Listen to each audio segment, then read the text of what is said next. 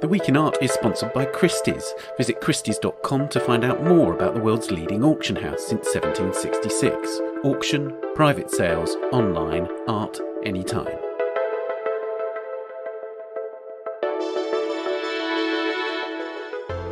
Hello and welcome to The Week in Art. I'm Ben Luke. This week, Viking-age treasures, what the medieval gold, silver, textiles and even dirt recently found in Scotland can tell us about the Viking Age, its people, its art and its international networks.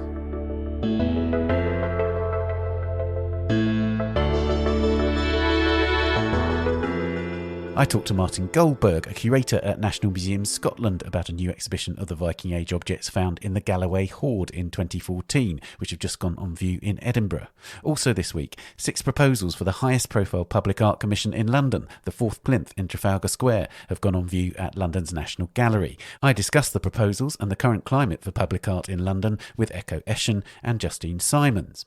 And in this episode's Work of the Week, I talk about Nike Air Force Ones, the design that changed the face of global sneaker culture, with Ligaya Salazar of London's Design Museum.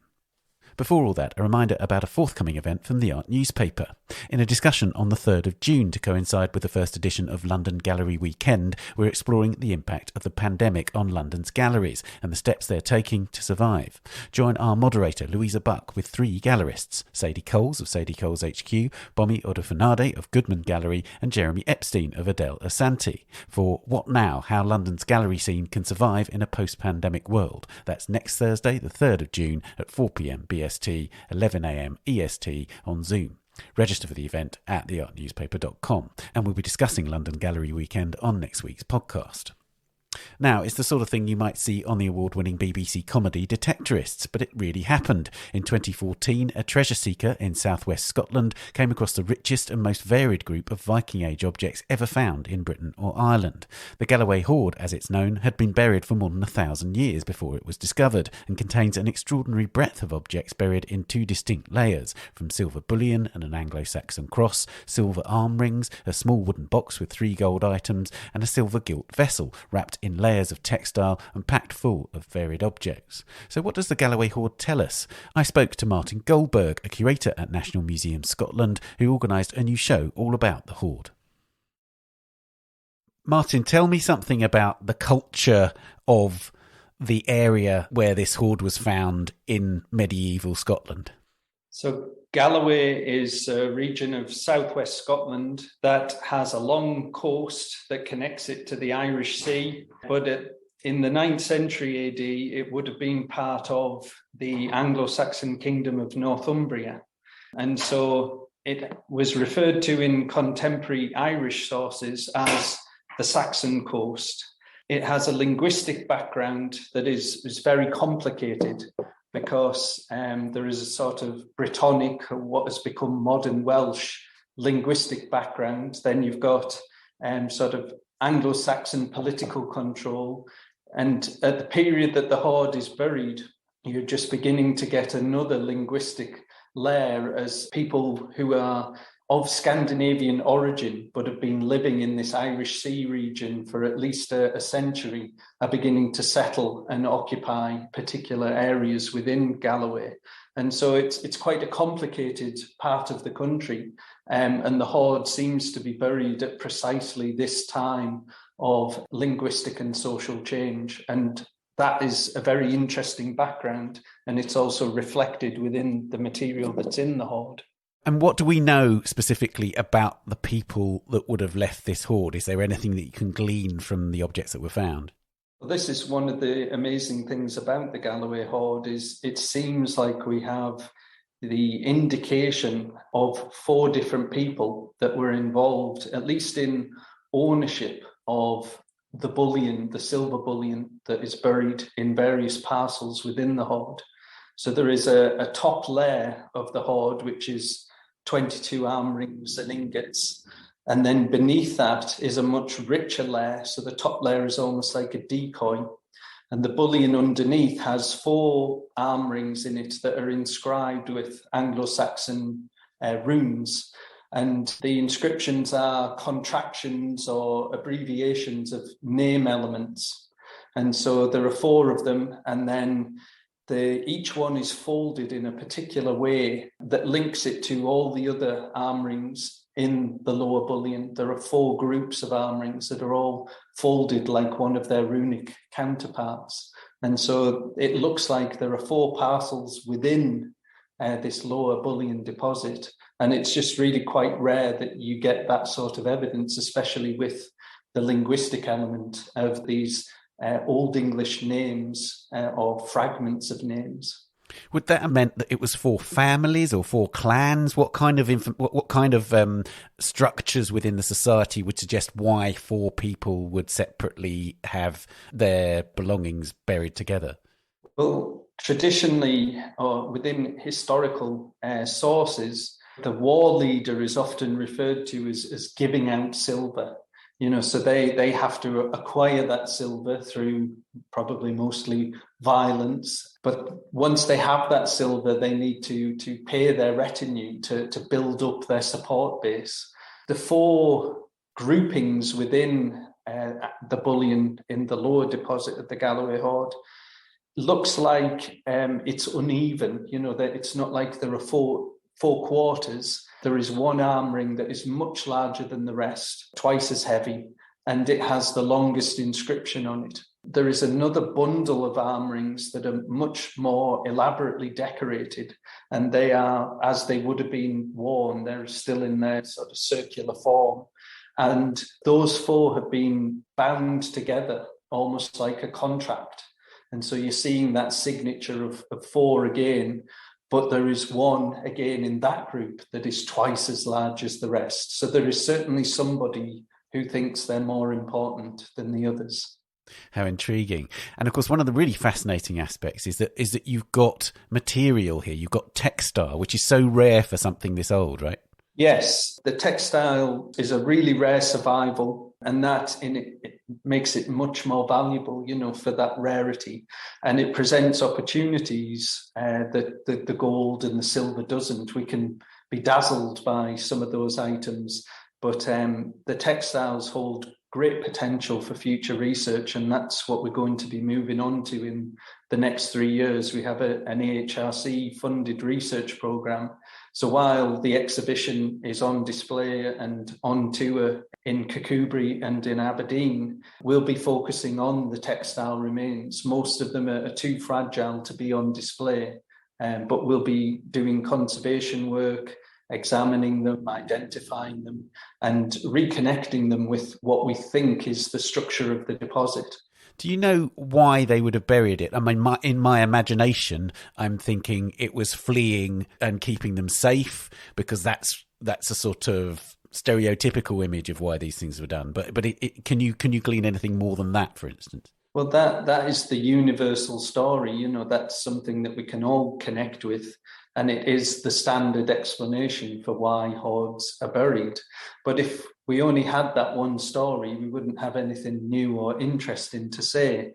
So the fact that this has this really careful structuring, different groups of material, different layers, different parcels, and particularly it's the vessel and the contents of the vessel in the hoard that make it substantially different to normal Viking-age hoards. So all of the silver bullion is outside of this vessel, and the contents of the vessel look like they have been brought together with a different set of motivations, different values. So this isn't wealth as we would think of it in the sort of economic terms, which we do with the silver bullion, and which undoubtedly was used as economic wealth in the 9th century AD. The contents of the vessel, a lot of them are not intrinsically valuable. There are glass beads that are very well worn. There are things that are broken but have been preserved, encased in silver, almost like relics. There are objects that look substantially older and that we're beginning to demonstrate were substantially older. And so the motivation for that collection might be something completely different. It might be to do with genealogy, family, heirlooms, things that have been inherited, things that were brought together over several centuries. And that's where the value again of the textiles and the organic material will come in, because We can perform scientific analysis on those. We can look for lost colour, dye analysis. But in particular, we can do a very fine-grained radiocarbon dating program and try and reconstruct how this collection came together, potentially over several centuries. And that vessel in itself is really fascinating, isn't it? And wonderfully, you've been able to do a 3D printed version of it. And the reason that you needed to do that, and you couldn't look at the actual designs on the thing itself, were because it's covered in textile initially. So say something about that. I mean, how new technologies have really helped you to, on the one hand, visualize this object, but also to understand it better. Well, the way that these technologies are now being used just provides incredible opportunities to show the public what it looked like, to show people what the vessel is underneath those very fragile and valuable textile wrappings. And so we have the opportunity to do more research on those now because of the opportunity that the 3D model as a digital model provides. But then also the 3D print that we've managed to do is in the exhibition and can show people exactly what this vessel was. And it's revealed a complete surprise, even to me. We thought that this vessel would be very like two others that have been used as Viking-age hoard containers, but the digital model immediately revealed to us something completely different. There is imagery on there that suggests to us that it comes from thousands of miles away in Central Asia. And it's Central Asia. I mean, when you say Central Asia, it's Persia, right? Is it right? There's animal designs on there that suggest Persia. There are leopards and tigers, so spotted and striped. But there is a central icon, which is a Zoroastrian fire altar. So the two other vessels that were used as Viking-age hoard containers have Christian imagery on them and were probably made in the Carolingian Empire, Western Europe in the 9th century AD. This vessel just is fundamentally different. It's admittedly very similar in size and shape, but the decoration is non-Christian, Zoroastrian fire altar. And the Zoroastrian religion was the sort of state religion of another empire far to the east, the Sasanian Empire. And we see Zoroastrian fire altars on Sasanian coinage, and Sasanian metalwork influenced metalwork beyond it in Central Asia, beyond the bounds of its empire. Tell us about the trade links then and the international networks that were connected to this part of Scotland, because it genuinely was international, wasn't it? Yes, I mean, the hoard is a surprise. You know, I can't emphasize that enough. But it fits into this big picture of the Viking Age and connections through the Baltic, through the Russian river systems and downriver to the Black Sea and the Caspian Sea. And then you're connected into what are known as the Silk Roads, the trade routes that link Byzantium and China, and the flow of silk in particular is what typifies those trade routes. The Sasanian Empire in what was ancient Persia, modern day Iran, is trying to control those silk roads at various points. Viking traders are trying to engage with those trade routes. And so you get fur and amber going in one direction and silver coming back in the other direction. And presumably the silks in the hoard are connected to similar mechanisms of trade and exchange. But the vessel itself really is a surprise. There isn't anything like this found in Britain. It's a real anomaly, but it takes us out into that world in a very new and visually striking way. Do you know whether it was brought back from Central Asia by somebody who lived in that territory, or brought by a merchant, or do you have any indication of the kind of person that would have brought it to this area of Scotland? No, we don't know the answers to those types of questions yet, and we may never know the answers to those type of questions, but we can fit it into what is a growing body of research that starts with the hoard itself, but then makes connections to collections in other museums, other hoards that have been discovered.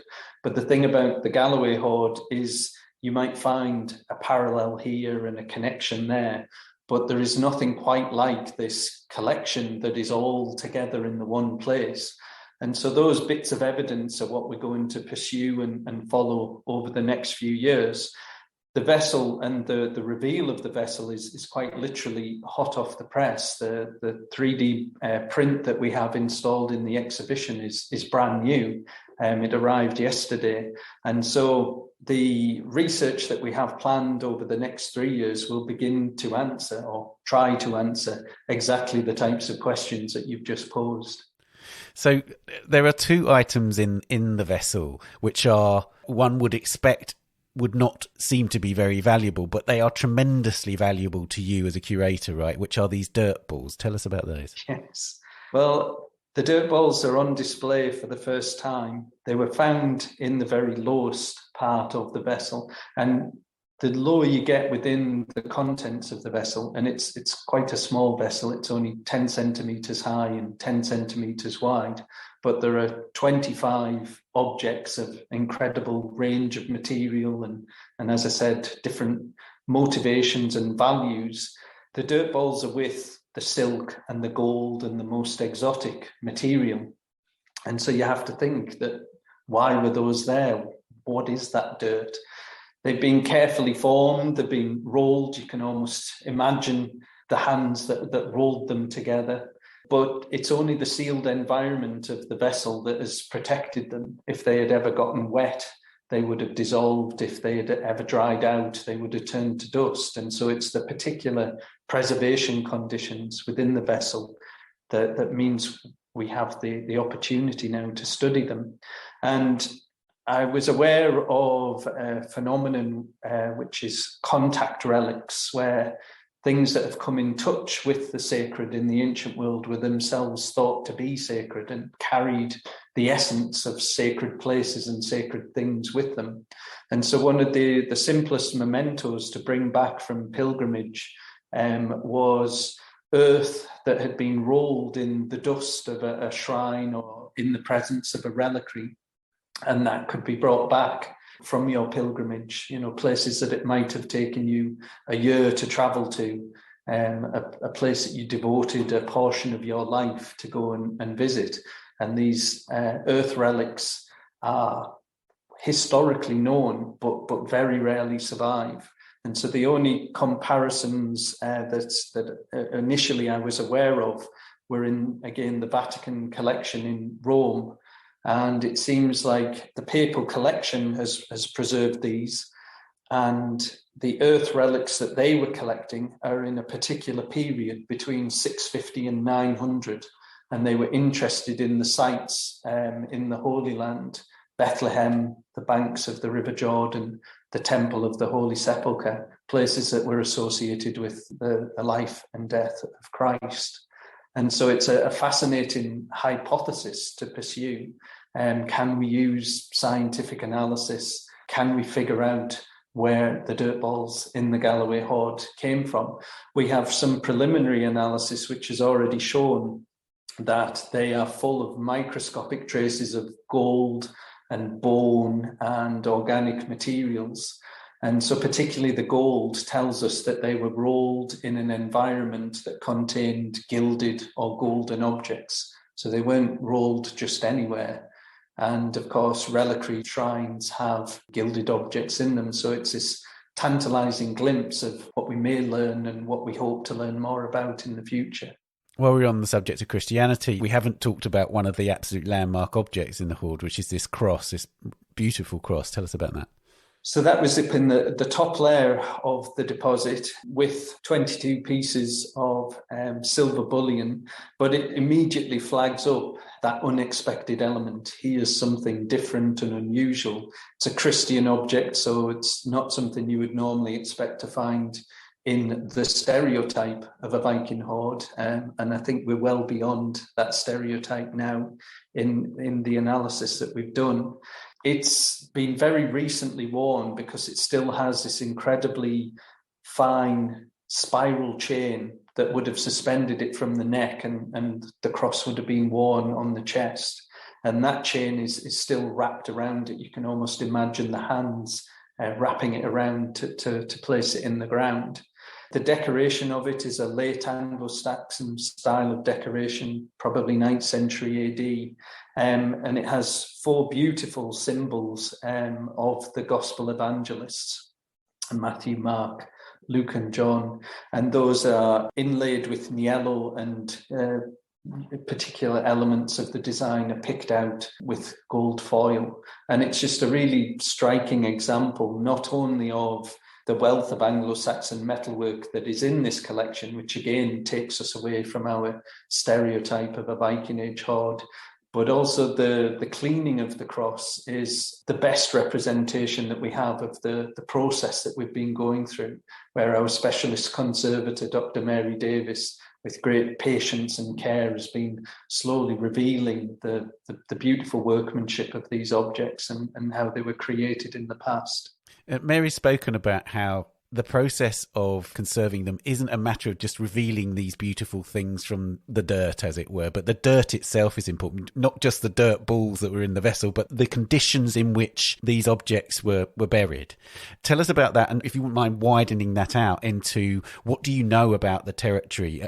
Are there other settlements there? Are there more things to be discovered around where the hoard was found? Well, to deal with the last bit first, there was certainly more to discover. So there was a preliminary excavation that was done when the hoard was discovered, and archaeological features were mapped in the immediate vicinity. And it looks like the hoard itself was buried within a structure, probably a timber structure. And so there is certainly a site there to be investigated, and that will provide a key source of information for understanding the immediate context of the burial and one of our key stages in our layered information of how we understand this hoard.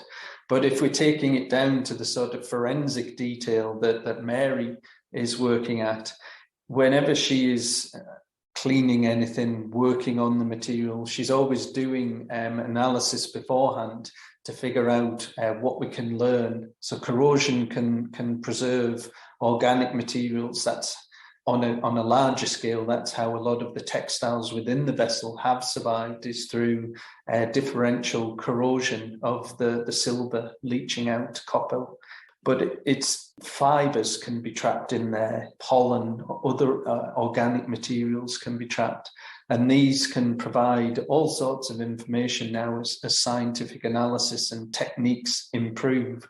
And it's quite often other disciplines develop these techniques for other reasons, and archaeologists then learn to apply them to the material from the past. We benefit from quite often cutting edge technologies that are being developed elsewhere. And so conservation science, working with Mary, it allows us to do things in tandem. She's producing incredibly detailed information as she's working on objects. It sets up questions for me to ask her, just as you're asking me. And we build up the information and we set out our research agenda, and we try and pick out as many lines and avenues of research as we can. There are many questions that we have so far, and the exhibition is really just presenting the story so far. We had to strike a balance between delivering the real visual impact of all of this beautiful material and focusing for the next year at least on the textiles, while the other objects are on display and going on tour to Kirkcudbright and Aberdeen.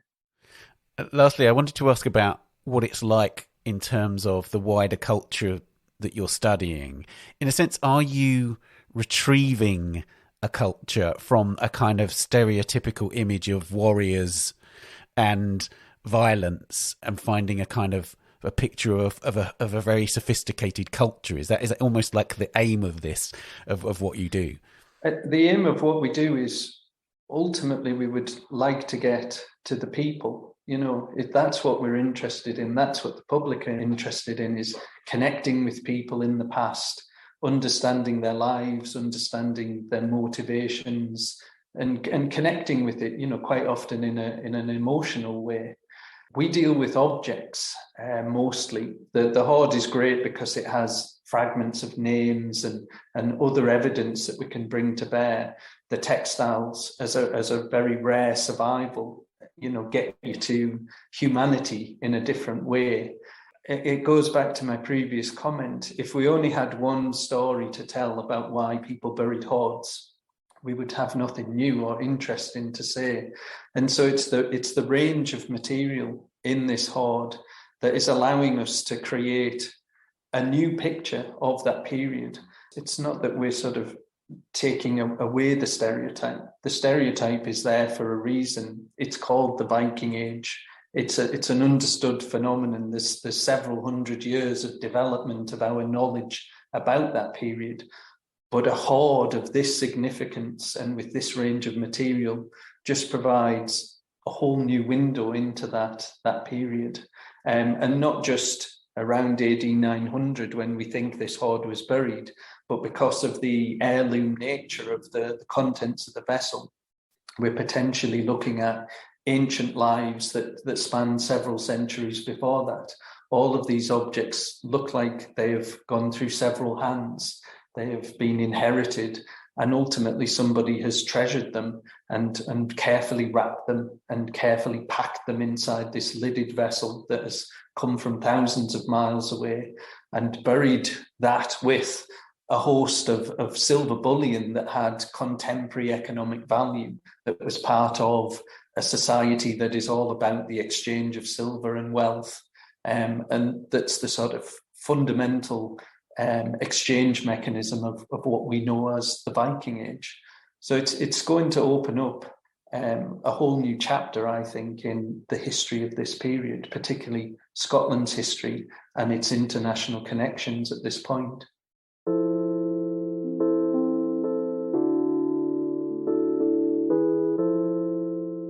It is an extraordinary discovery. Martin, thank you so much for telling us about it. Thank you for having me.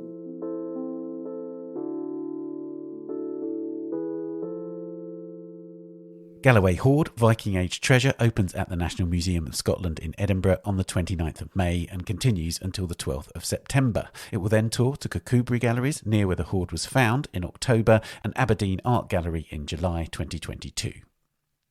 Coming up, we talk about Air Force One sneakers and 6 artist proposals for the Fourth Plinth in London. But first, here are a few of the top stories on our website this week. For the first time since its creation in the wake of the French Revolution, the Musée du Louvre in Paris will be headed by a woman. As Vincent Noss writes, Laurence Descartes, the current president of the Musée d'Orsay and the Musée de l'Orangerie in the French capital, was appointed on Wednesday as the new president-director of the Louvre by the French president Emmanuel Macron. Descartes started her career as a curator at the Musée d'Orsay in 1994, before taking charge in 2007 of Agence France Museum, the French government body responsible for delivering the Louvre Abu Dhabi. She then became the director of the Orangerie and the Musée d'Orsay in 2017, where she's emphasised the social role of the museum. According to a statement from the French Culture Ministry, Descartes' priorities at the Louvre will include fostering a dialogue between ancient art and the contemporary world and broadening the museum's audiences, with particular attention to young people. Gold rosary beads clutched by Mary Queen of Scots during her execution in 1587 were among a number of treasures stolen from Arundel Castle in West Sussex in the UK last week. As Kabir Jalla reports, when police arrived on the scene, they discovered that around £1 million worth of artefacts had been stolen from display cases in an area usually open to the public. As well as the rosary beads, items taken included 16th century coronation cups given by Mary to the Earl Marshal of the time. Police are examining a car which was found abandoned and on fire in nearby Barlton. To mark a year since the murder of George Floyd on the 25th of May, the Art newspaper asked 22 American museums about the progress they've made in diversifying their staff, exhibition programmes, permanent collections and audiences over the past year. As Nancy Kenny writes, US art museums have faced greater pressure than ever before to root out racial injustice in their institutions, from a lack of diversity in their workforces and audiences to a long-standing canonical emphasis on white Western artists. Floyd's murder led many museums to issue declarations that Black Lives Matter, inviting derision from those who found the words hollow. In the months that followed, numerous institutions drew up detailed plans to advance diversity and inclusion across their operations. The Art newspaper survey is an attempt to study those responses. To read these stories and much more, visit theartnewspaper.com or download our app for iPhone and iPad, which you can get from the App Store. We'll be back after this. The Week in Art is sponsored by Christie's. Christie's presents 2 exciting additions to the summer auction calendar. Presented over 2 live auction sessions in London on the 7th of June, the Russian art sale offers a curated selection of paintings, objects and works on paper by leading artists and makers from the 18th to the 21st centuries, with stunning highlights such as Dmitry Levitsky's portrait of Emperor Paul I and a collection of Fabergé from the estate of Alexandra Anastasia, Duchess of Abercorn.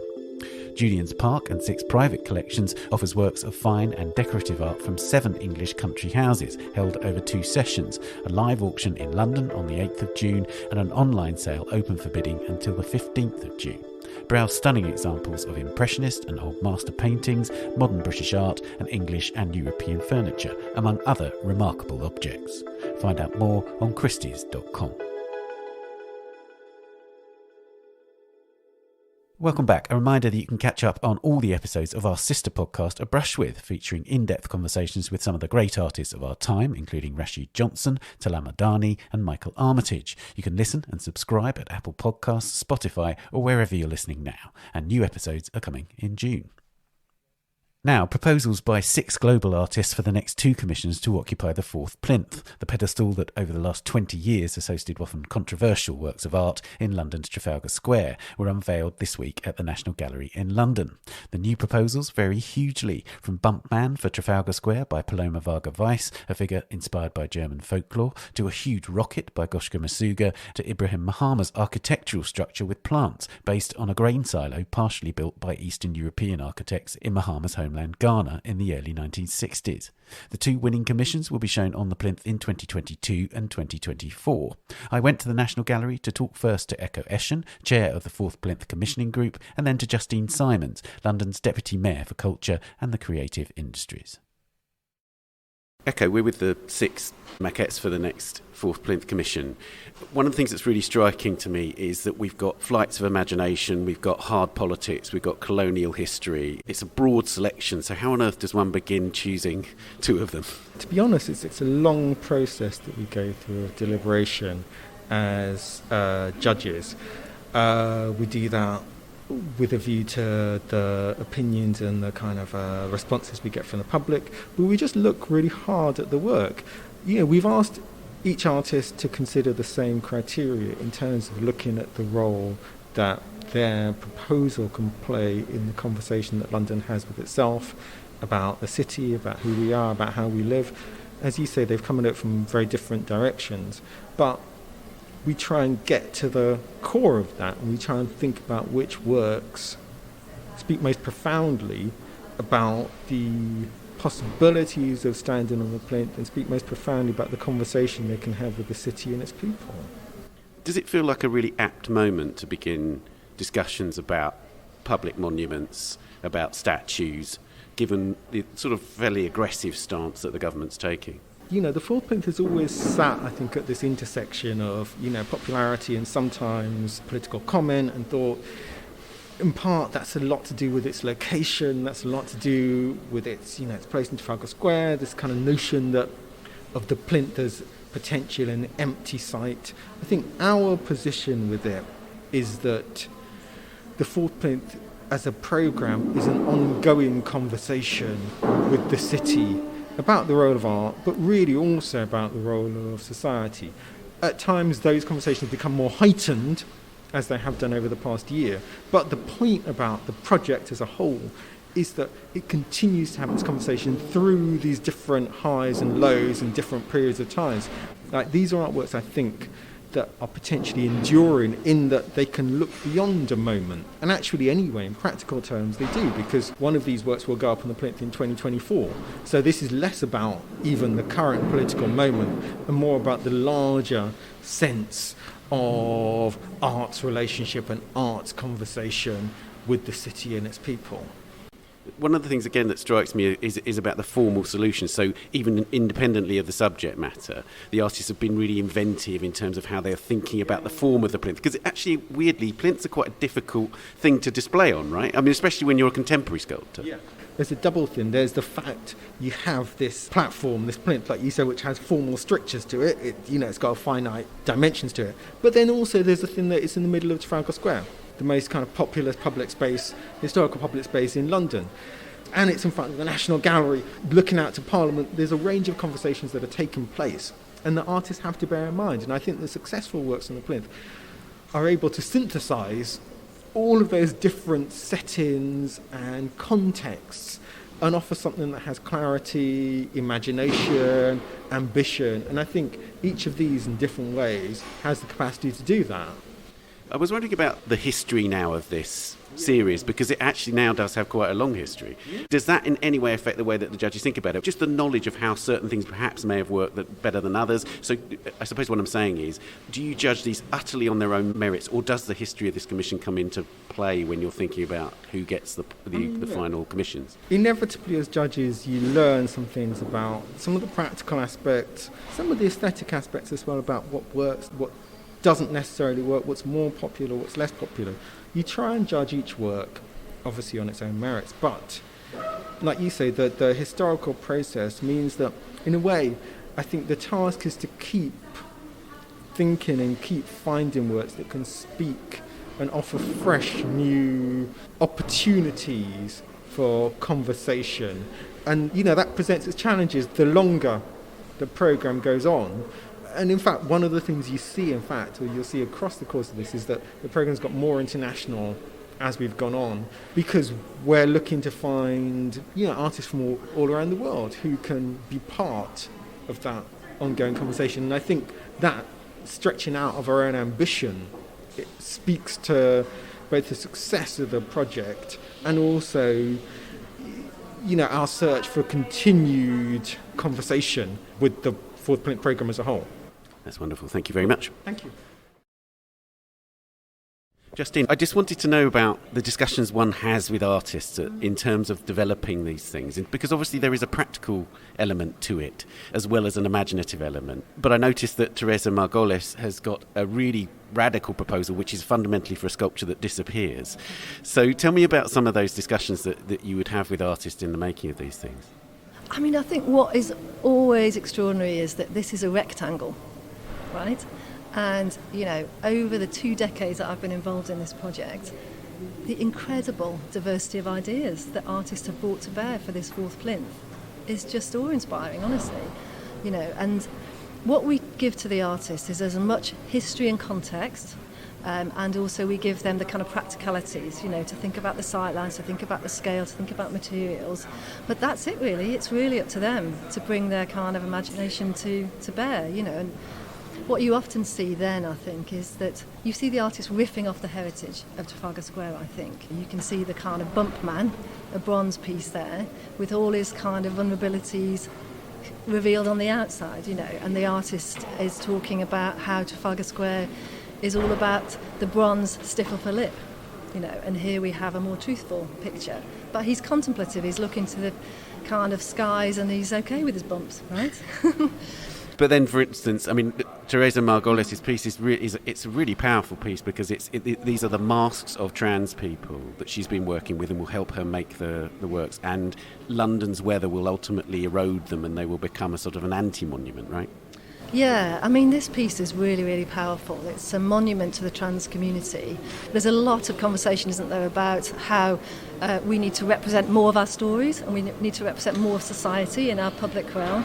And, this is literally a representation of the trans community, because she's going to work with the London trans community. She'll cast their faces, and they'll literally be able to see themselves in the artwork. And it's based on, the kind of death wars that you saw in ancient times, where people were sacrificed for the gods. So you see these kind of walls of skulls, effectively. So it kind of has a nod to that. And in Mexico, where she's from, there's been lots and lots of murders and deaths in the trans community. But what she talks about here is that this is a monument to the living. This is defiant. It's a wall of resistance, she says. And this is all about the kind of living and vibrant and fantastic trans community in London. So, as you say, it's taking that kind of origin, but it's kind of subverting it into a really positive narrative for today. Talking about subversion, Samson Kambali has done a piece where, if you were to see it from afar, you might think it was a conventional statue, but it's far from it, isn't it? Yeah, that's right. It's an extraordinary story of how a hat became a symbol of defiance and resistance against colonial rule. So what you'll see is 2 bronze statues, and one of the statues, John Chilembre, is outsized, supersized, wearing a hat. And you, as you say, you look at it and you think, that's a bronze statue. We recognise that. There's lots of Victorian bronze statues around. But if you look a bit closer, you realise that it is this really powerful symbol of resistance and defiance. Because at the time, in the 1900s, it was incredibly illegal for black people to wear a hat in the presence of white people, which is an extraordinary thing to understand.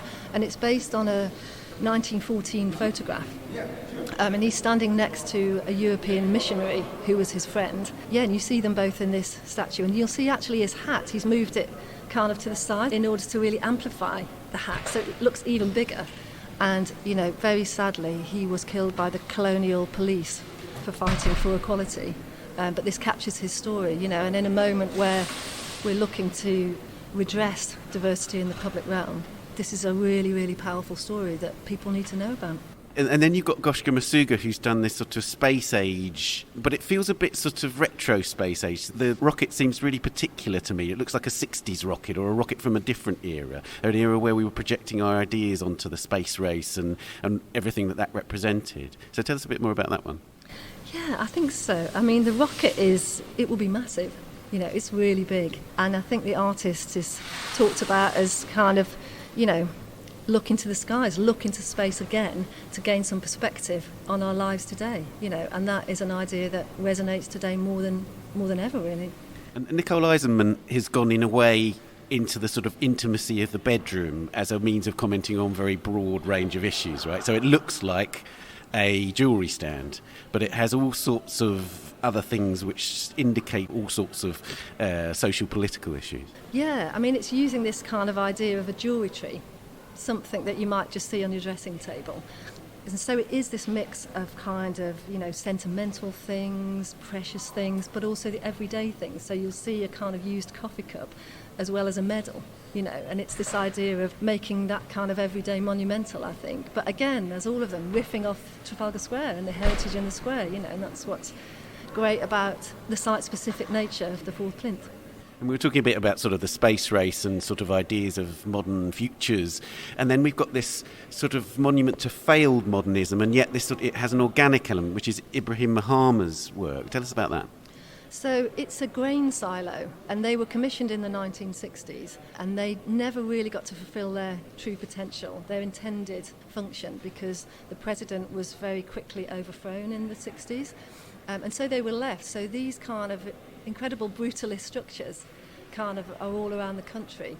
And what you can see is how the ecosystem has grown around them.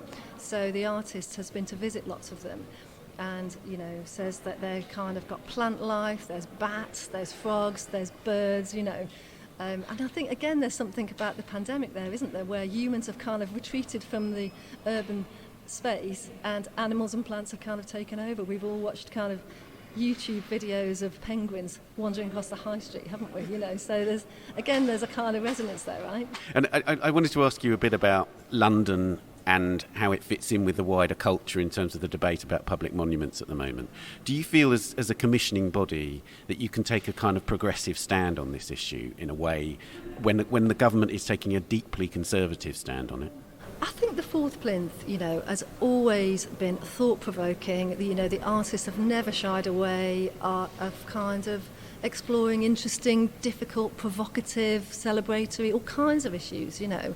And that is what is brilliant about it. I think, you know, for me, it feels like a really bold and confident move for London as a world-class city to, you know, have been commissioning, you know, thought-provoking, progressive, brilliant contemporary art in the heart of this Grade 1 listed heritage space for 2 decades.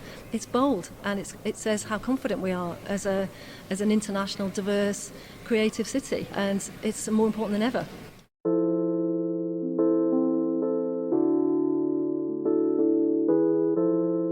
Justine, thank you very much. Thank you very much.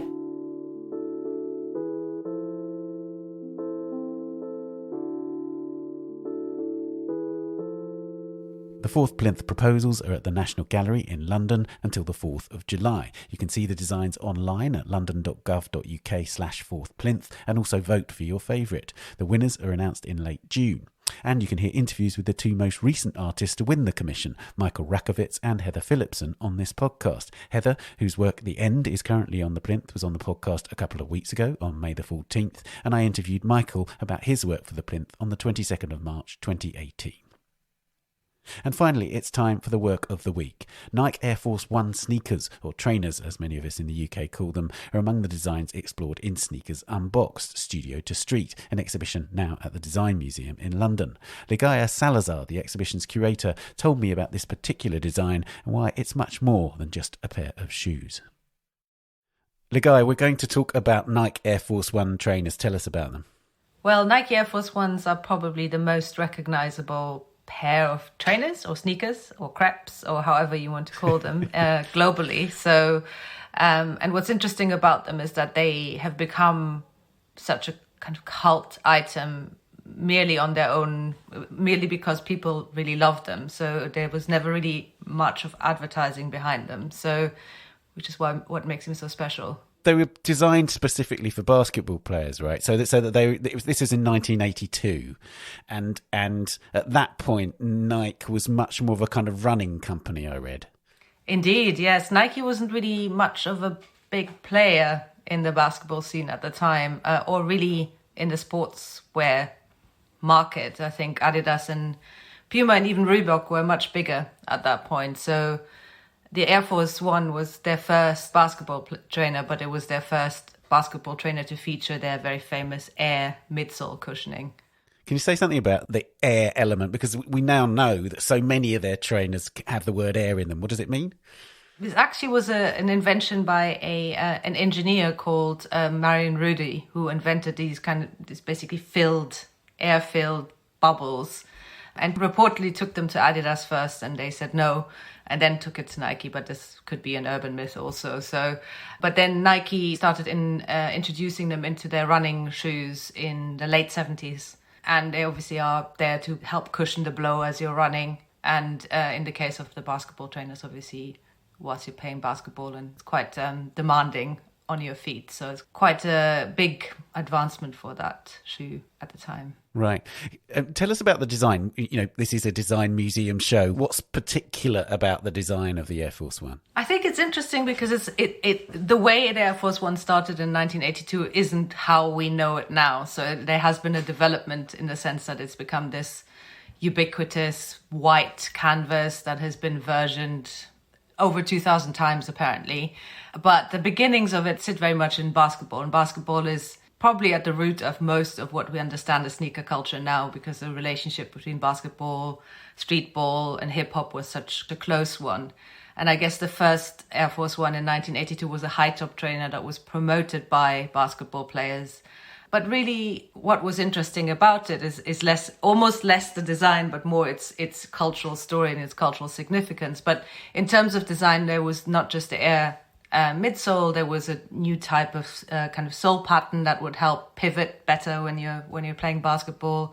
It had a Velcro around the high top, so that gives you more stability, and a kind of variable lacing system that also kind of allowed you to adjust to the width of your feet. So in terms of functionality, those were the innovations. But it was really its popularity on the street that made them what they are today, and then became later on the kind of low top version, which we're more familiar with. That's right. So tell us about that cultural influence, because they became known as Uptowns quite quickly, didn't they? They did. And I think that's mainly to do with the fact that they were mostly seen on high rollers on Harlem streets in New York. But they were also very popular across other parts of the East Coast, in particular Philadelphia, because one of the basketball players that promoted it, Karl Malone, was actually played for the Philadelphia 76ers, and they won the championship in 1982, so it became quite a cult shoe. So like every shoe at that time, and probably still to a degree, it was on the shelf for a year, and then Nike was going to move on and put their next innovation on the shelf. And it was really 3 retailers in Baltimore that made the difference. They'd been asked by customers over and over again whether they would still sell the Air Force One. And obviously they weren't being supplied by Nike anymore at that point. So they decided to go to Nike headquarters and ask for the re-release. So they're the first re-released sneakers, which to us is quite normal that there's retro sneakers. But at the time, you were just being given the next innovation, and it wasn't an old sneaker that you would be, unless they were still, left over and hadn't been sold the season before. So it was a really huge thing. And Nike at the time asked them to order, I think, 1,200 of every color that they wanted to order, which is a huge amount if you think about the limited editions that are being sold at the moment. But they sold out immediately, and they introduced this initiative called Collar of the Month, which basically meant that lots of people would come to Baltimore to try and cop a pair, as they say. So yeah, it was really the first retro and the first culturally demanded sneaker there was. And part of that is, as you said, you mentioned hip hop earlier on, because they are absolutely synonymous with hip hop culture, aren't they? They are, and that comes a bit later, I think. In a way, at the beginning, they are very much interwoven with what people wear on the street, with people who are playing basketball potentially, but also doing whatever they're doing. Not necessarily so connected to hip hop as at the time it was really Adidas superstars that were super connected to hip hop. But it was later in the 90s when Nike released the low top model, which I already said is what we're probably more familiar with, and it kind of gets connected to rappers like Jay-Z, and then later on Nelly in the early 2000s releases a song called Air Force One. So it kind of becomes intrinsically linked. But I guess what's also really important is that particular version of it comes out in this kind of very clean white, fully white trainer, which is synonymous with having a fresh pair of sneakers on your feet. Whereas the original version was white but had grey accents to it, so it wasn't really so much what we now know, and not so much of I guess the best sneakers or the most recognizable sneakers are blank canvases for people who want to customize them, for then later on collaborations, etc., etc. So that's really when the low top comes in, that's when it all changes a little bit. You mentioned the Nelly tune, and there was also, of course, like on the 25th anniversary, there's that. I knew this tune. I didn't know it was about Air Force Ones. That just goes to show. But this tune called Classic Better Than I've Ever Been, which is actually a collaboration between Rakim and Kanye and Nas and KRS-One. So like these classics of different eras, I guess, of hip hop, these great artists from that culture. So it's sort of, again, to the extent that it was commissioned by Nike. Effectively, it's this direct connection between the product itself and the culture. Yeah, but it also an incredibly good marketing company.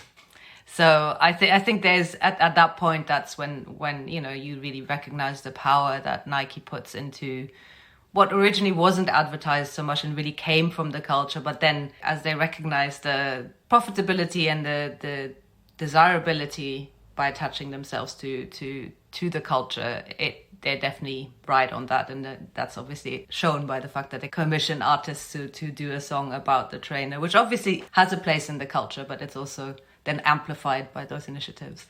Does sneaker culture have kind of heroes in the sense of the designers? This particular trainer was designed by a guy called Bruce Kilgore, and I read that within the sort of trainer designers, he's very well known. But do you have kind of iconic designers in that field? Yeah, you do, and I think hopefully there's going to be more iconic sneaker designers who are from a wider spectrum of backgrounds than there originally were. There's more women in the field now, more people of color, but originally there's Bruce Kilgore is a big name, Stephen Smith is a big name, and then obviously Tinker Hatfield is probably the biggest name in that field, and he's the one who designs the Jordan 3, the Air Max 1, so all, like design classics effectively for Nike.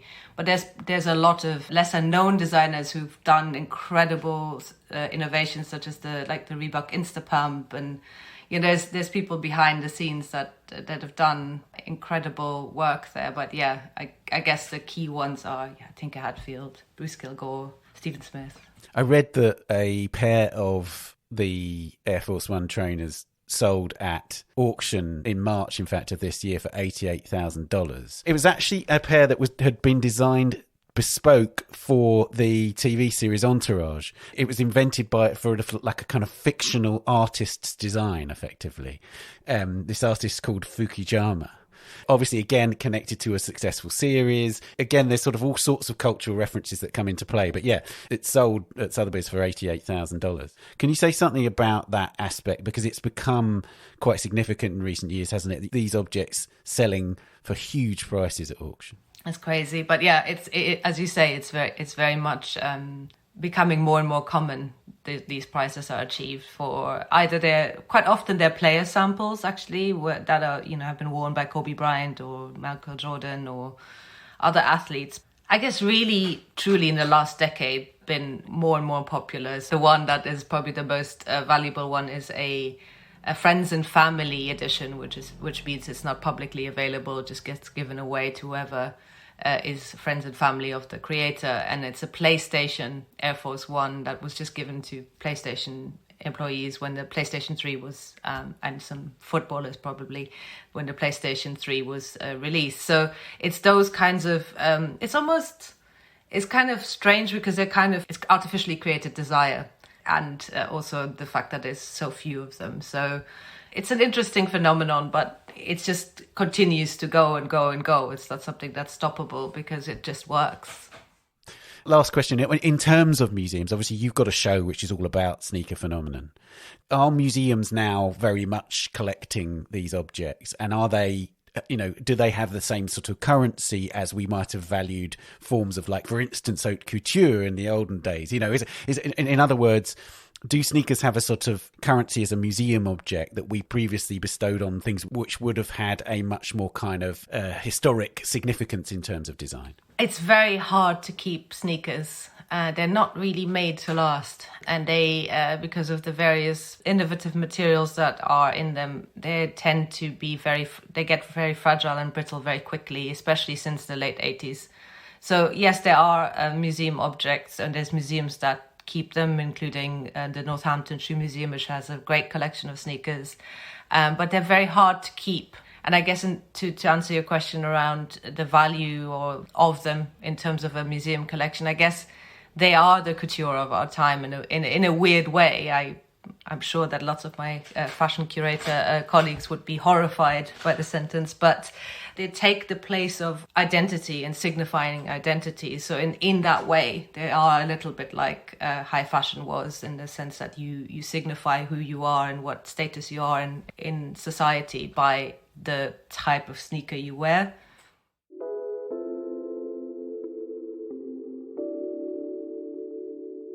Ligaya, thank you so much for joining us on the podcast. Pleasure.